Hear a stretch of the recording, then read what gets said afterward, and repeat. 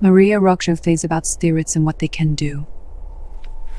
They have the ability to move objects. They have the ability. Especially spirits who are in suffering, which we mistake for them wanting to scare us. And often that's not the case. They are in suffering. Are they asking for help? Sometimes you might be, for example, I'll explain, you're sitting in a restaurant and then suddenly the soda or the straw that's in it starts to spin around, or the glass itself begins to move, right? With nothing there, of course, no water or anything that could make it slide. That's him trying to drink. Many times there are spirits who are in a high degree of suffering, who are in pain. Sometimes they feel hunger, they feel thirst. They are not trying to scare anyone. Sometimes In your home as well. Oh. And there are also those who can achieve the movement of objects and even sensory things like you, because we all have mediumistic abilities, some overt or not, for comfort. Many of these boys I write letters to, they say, look, Mera, today I managed to touch my mother's hair. You bet this is and then all of a sudden the mother comes and says, Mera, I felt him touch my hair. There's a mother who he can sense her presence. Sometimes she's taking a bath and she can hear him perfectly clear in her mind.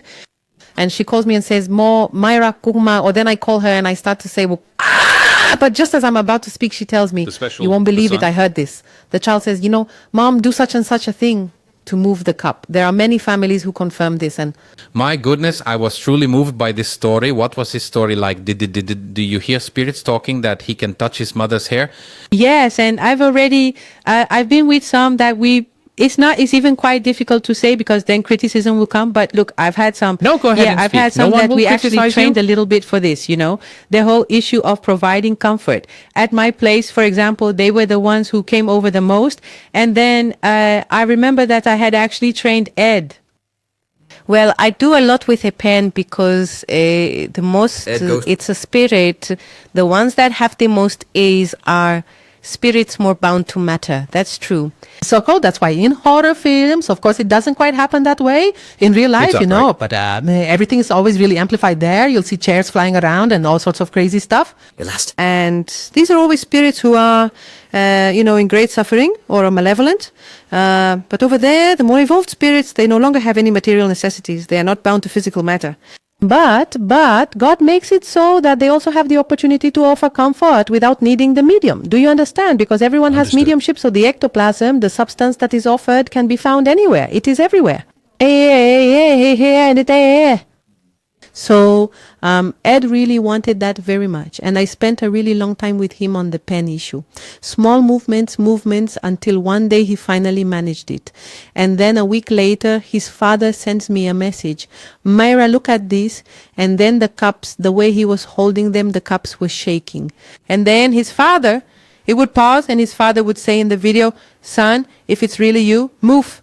And then he would move. So, of course, this won't happen all the time. Of course, it's not a common occurrence, but it's a gift, that spirituality that God bestows, so that these families don't solely rely on a medium or another individual. They can truly feel their presence right there with them. Oh my gosh, how incredible. And you kind of trained him? Well, so we start the training as I tell them, saying, damn, look, this here is not for any other use other than for this purpose. To talk, folks. And only when authorized, yes, and only when authorized, we are going to do this with love. Yes, these are moments, Daniel. Some families often think about suicide.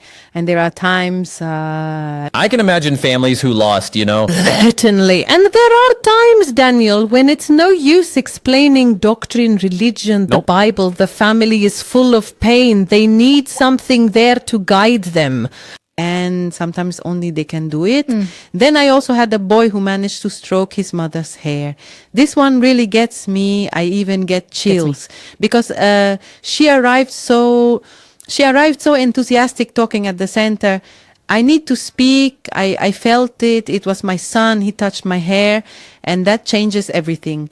Change the perspective you have about death. Change the perspective you have. It's about rescuing families. No medium rescues any family. We are nothing. A medium is less than nothing. And then the medium comes. That's right. It's not us. It's the spirituality. So there have been families who have sent me pictures, for example, of roses, which is something I often do. I often, on many occasions, fulfill some of their requests. So sometimes some mothers receive on their birthday a special gift from them.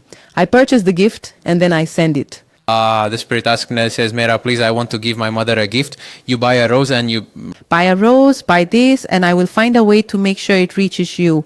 So, like, my intention isn't to become famous. My intention isn't to go and appear on the internet, on television, or anything like that. No. My intention is to fulfill my mission in the best possible way.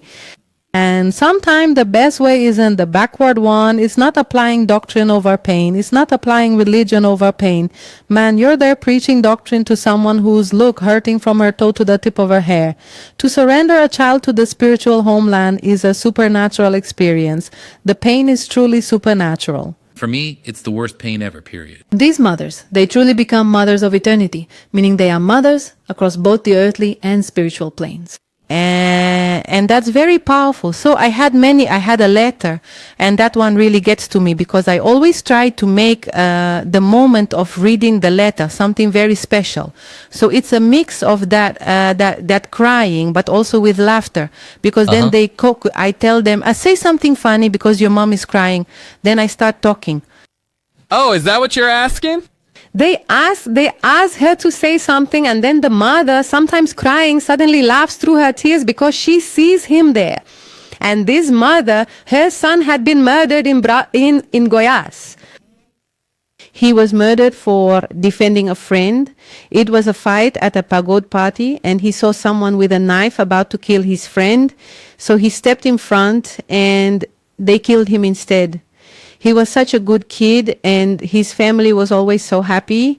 And he was with his grandmother, because she was there too. And in this letter, they begin by singing the Portela anthem, the letter. It starts like this, and in the end, it starts talking about Vasco because they were Vasco fans, no? Singing Fusaka's song, which I don't know, but they sang it. This mother took this letter. She sang so much, both then and when the psychography finished. She left the entire school, as we often do when we use a borrowed school, dancing, singing, and showing this letter. Oh, and in mourning, right? Anyway, in a process of grieving, but now I'm feeling renewed, Dancing, showing the letter, so happy and everything. And right then I received that video and I just thought, this is absolutely it. You know what I mean? That's it. That's my role, Pasi. Because to indoctrinate, to speak only of the dry doctrine of the law, there are the legal scholars. They don't need me. I know nothing of Spiritist doctrine. I am still just a mere student. I will need many lifetimes to reach that point. Hey, there are many people who know much more than I do, but I must do my work. I need to do my work of offering comfort, of sharing love, and of opening new horizons. So I've received there are many letters. There's Ronaldinho's letter, and this one, it's truly a message for all humanity, right? I never publicly reveal these letters. No, this is to protect the families from potential persecutions and other difficult issues. So my letters are never, it's quite rare. Only for family, it's rare right? for any of them to be published on YouTube. But for Ronaldinho's letter, I specifically asked the family's permission. Why? Ronaldinho's letter is from the beautiful boy. The boy who wasn't dealing with any kind of struggles, no issues with depression, no problems of that nature. He's not a boy who suffered from this. At some point in time, he begins to live extensively in the world of video games, in the world of the internet. And there he truly encounters a bit of human malice, of prejudices, of the things that really exist, And he, oh my God, became very focused there. And then he ends his own life. He took his own life. How many years so old? young. He was very young, around 20, 21. No, I don't remember now how old Ronaldinho is. So young, he was a young man, a boy who had his whole life ahead of him. I think he was younger than that. Later, I'll even ask Luciana. He was even younger, actually. I say they're all ugly and old, because then when that's my way of treating them, I have a nickname for them. Everything I say is ugly. The boys are ugly. When mothers are crying, what an ugly boy. And so Ronaldinho really embraced this struggle. Despite wanting to talk to his family to prove he was alive, this boy was driven to work for it. So today he works with people who are ready to try. So I just said that Ronaldinho's job today is to go to these people, to prevent them from doing that. And many times he succeeds, and often some mothers say, Myro, Ronaldinho helped my daughter. That was never, mothers who never even knew Ronaldinho's family, because Ronaldinho became a professional in this area, which is quite difficult. And in his letter, the very last sentence of that letter read, "Turn off your screens and go out and live your life because it is truly, truly worth it." I'm going to turn off even mine here. Oh my God. All right, that's when I said, I'm going to ask the family for their permission because this letter truly needs to belong to all of humanity. This young man absolutely needs to say this. He spoke a great deal and everything that, so I had so many experiences, with every single letter you delivered to a family, you truly learned something profound.